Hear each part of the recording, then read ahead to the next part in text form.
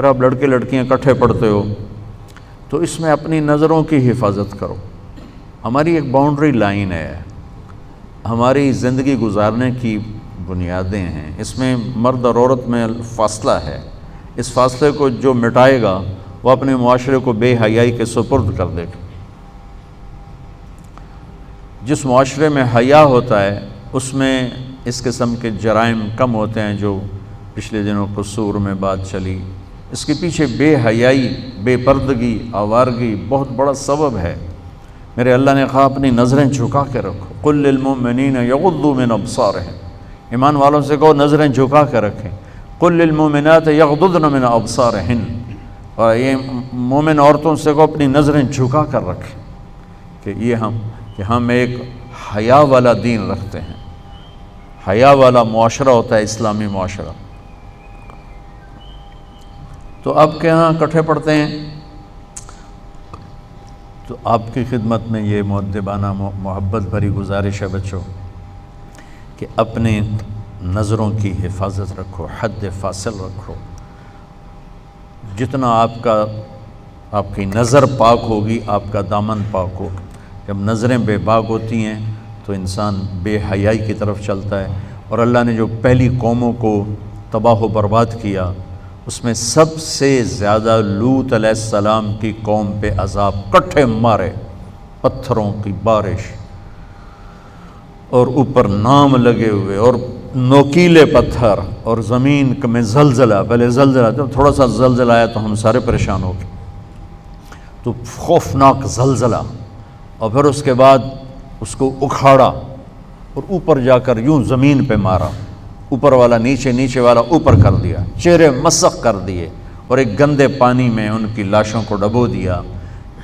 ان کا جو جرم تھا وہ بے حیائی تھا۔ لوط علیہ السلام کی قوم بے حیا ہوئی، اس بے حیائی پر اللہ نے سب سے زیادہ عذاب کے کوڑے برسائے۔ دنیا کا سب سے بڑا مجرم میری نظر میں فرعون ہے، جس نے کہا میں خدا ہوں، میں خدا ہوں۔ دنیا میں کسی انسان نے یہ نہیں کہا میں خدا ہوں سوائے فرعون کے۔ اللہ نے وہ اٹھا کر ڈال دیا پانی میں، لیکن لوط علیہ السلام کی قوم پہ 4-5 عذاب کٹھے اللہ نے ٹھک ٹھک ٹھک ٹھک ٹھک ٹھک کر کے برسائے، بے حیا تھے۔ اور معاشرہ بے حیا اس وقت ہوتا ہے جب اس کی پابندیاں ختم ہو جائیں، اس کی حدود، حد بندی ختم ہو جائے۔ ہمارا میڈیا بے حیا ہے، ہمارے یہ تاجروں نے جو اپنا سودا بیچنے کے لیے لڑکیوں کو بل بورڈز پہ چڑھا دیا ہے، پیسے کے پیچھے اپنے تجوریاں بھرنے کی خاطر ہماری نسل کو بے حیائی کی طرف بھیج دیا ہے۔ یہ سب سے پہلے پکڑے جائیں، تب جا کر ان مجرموں کی جا کے سرکوبی ہوگی۔ پہلے وہ دروازے بند کیے جائیں جس سے بے حیائی آ رہی ہے، جس سے فحاشی آ رہی ہے، اور جس سے بے راہ روی آ رہی ہے۔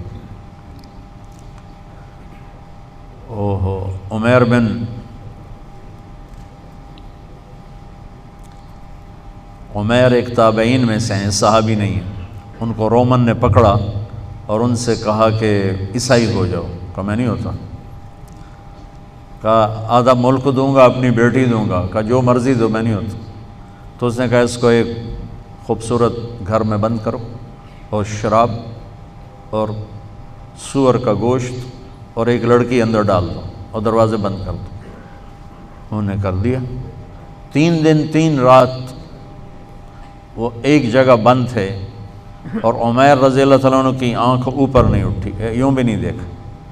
تو وہ کہنے لگی کہ من یمنعک منی، تمہیں کون روک رہا ہے، تمہیں کون روک رہا ہے؟ کہنے لگے مجھے وہ روک رہا ہے جو مجھے بھی دیکھ رہا ہے، تجھے بھی دیکھ رہا ہے، جسے نہ نیند آتی ہے نہ اونگ آتی، مجھے وہ روک رہا ہے، مجھے میرا رب روک رہا ہے۔ انہوں نے کہا تیرے جیسے پاک دامن کو قتل نہیں ہونے دوں گی، میں تیرا ہیلا کروں گی۔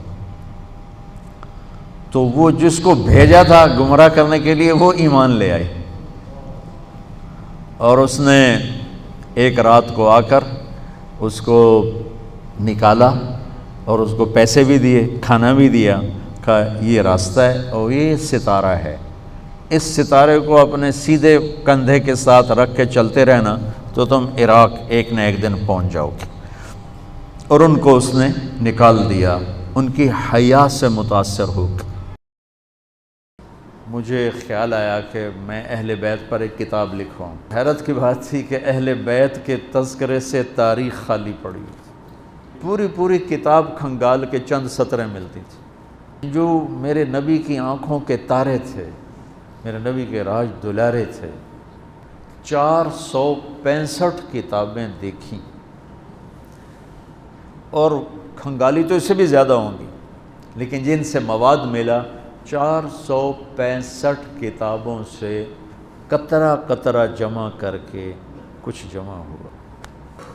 تو میں نے ایک چھوٹی سی کاوش کی ہے، دعا فرمائے اللہ اسے قبول کرے، کہ ایک کتاب لکھوائی ہے، 625 صفحے کی وہ کتاب تیار ہوئی ہے، کہ مواد ہی نہیں ملتا تھا۔ میں کہا شاید جب اللہ مجھے بلائے تو میں اللہ اس کے رسول کو یہ تحفہ پیش کروں کہ آپ کی اولاد کے لیے میں یہ نذرانہ لایا ہوں، اور تو میرے پاس کچھ ہے نہیں، آپ کے در کا مراسی بن کے مرنا چاہتا ہوں، آپ کی اولاد کے تذکرے کرتے کرتے مرنا چاہتا ہوں، ان کی محبت اور عشق میں مرنا چاہتا ہوں۔